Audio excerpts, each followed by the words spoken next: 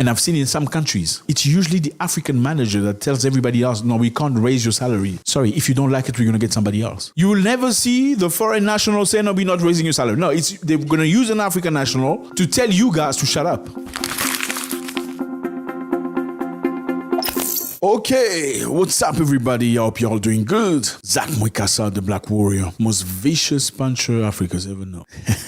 Sounds good, doesn't it? So today is a beautiful day. I'm in a good shape, in a very good mood, because we got very good news. So let's share this news together. So I bumped into this very interesting incident, a very interesting video of Chinese national flying into Africa with Ethiopian airline. And within the flight, something very interesting happened. They were trying to understand what he had in his pocket. I think we're going to look first before we make any comments. Let's watch. Abachina butanga batubba mu nnyonyi muyina baabo balabi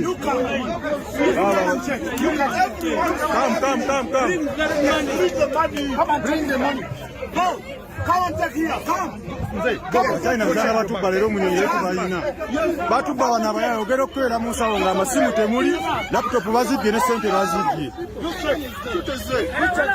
bring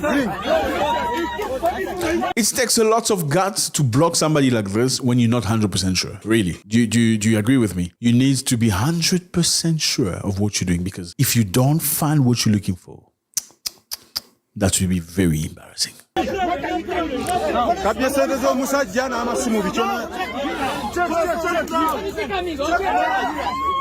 Very brave man. They found the money.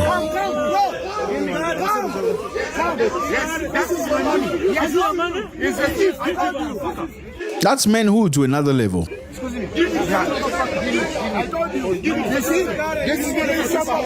Oh, there are many wallets.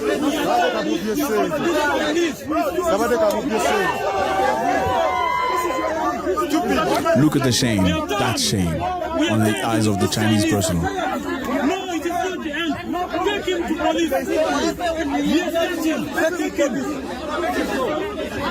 See, I told you.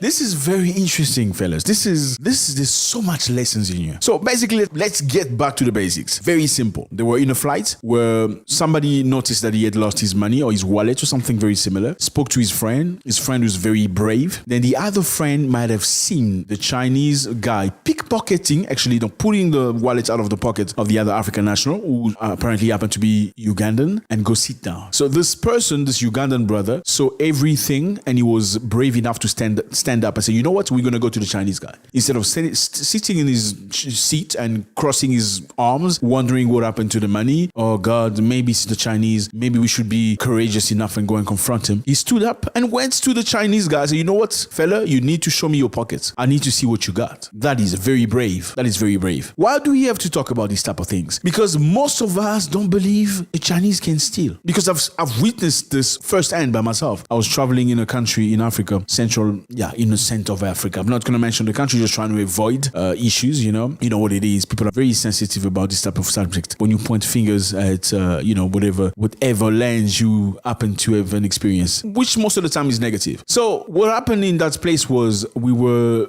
communal bus where, Africans in many countries in Africa, people use buses. It's like mini buses to travel from one spot to another. And as we were traveling, there was one fella that was complaining that he had lost something, and he was 100% sure it was the Indian guy sitting in a bus right next to him who took it. So he had the courage to express himself. He expressed himself saying, you took my stuff from my pockets. Can you please give it back to me? Guess what happened? Everybody in the bus stood up screaming at the guy. Everybody, meaning all the Africans in the bus, stood up screaming at the African man who said that the Indian dude took something from his pocket. What are you doing? Why are you so disrespectful? Do you think this Indian guy will leave India and come and steal stuff from you? Who are you? Have you looked at yourself? They disgraced him. And I saw that by myself. Luckily, there was a respectable man, an ancient soldier, probably in his 60s, late 60s. He said to the Indian man before he left, he said, you know what? With all due respect, sir, just to end this thing down and put it down to the ground, please show me your pockets. Show me your pockets so everybody is safe, so we know it's not you. The Indian guy refused to show his pockets. The man said, you're gonna show me your pocket before you leave. He forced him. When he showed his pockets, yes, he had the thing that the guy said he stole. I think it was a watch or something. Very shameful. Everybody was ashamed ashamed. Some were shocked to see that the Indian guy could steal something from an African. Yes, you look at this Chinese man, you don't know, maybe he's been doing this for years. I mean, they found in him not just one wallet, but multiple wallets of people who actually are realizing that they lost their stuff. So literally, this is a very professional thief. If he's a professional thief, therefore, this could mean this is not the first time he does this. You don't know, maybe this guy takes his flight from China to Africa, he comes and steal things, steal stuff, steal money from people, put it in his pocket, reimburse his ticket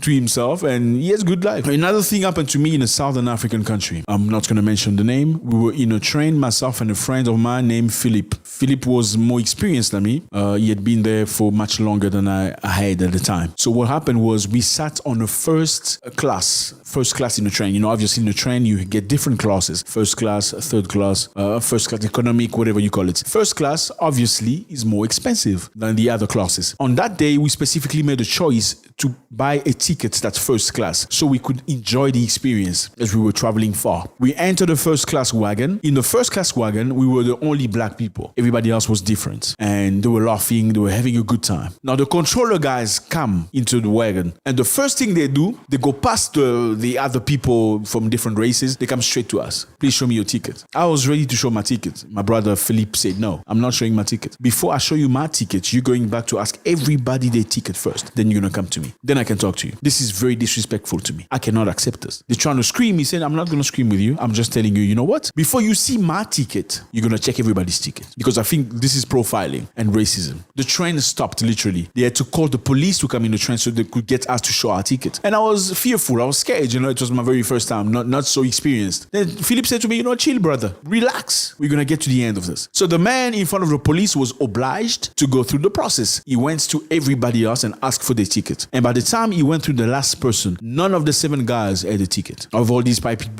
people we respect, none of them had a ticket. We were the only people in that wagon to have the ticket, legally. People in front of us, people behind us that most of you respect had no ticket. Yeah, you respect them by appearance. You just look at them, you think they're never poor, they don't have issues, they don't have financial problems, they will never cheat, they will never lie. It was embarrassing, but it was such a great moment for me and Philippe at that time. So the lesson is simple. Be courageous, be brave. When you feel that you're within your rights, you need to stand up and speak out. This is wrong. I will not accept this. This is wrong. Now, what breaks my heart is when you go to some countries in Africa. I have seen this personally. When an African person has an issue with a foreigner, Africans are not foreign in Africa, not in my view. If you're an African national in another African nation, I don't see you as a foreigner. What I call foreigner is people that come from different continents, meaning Asia or whichever other place, come to an African national. Those are foreigners, as per my view. Now, many Africans are ready to confront other Africans on various issues than they are ready to even speak to another person coming from either India or Lebanon or Europe. We are too scared to speak out, too scared to stand for yourself. You can look at it and you can even confirm it into jobs. When some Africans work for Europeans, they become more friendly with Europeans than they are friends with Africans. They become harder with Africans. Also, all they have to do as Europeans or Indians or whatever Chinese, it's hire a few Africans, 2 or 3 of them, then you can control the rest of Africans. So you have 2 or 3 Africans which you pay money, you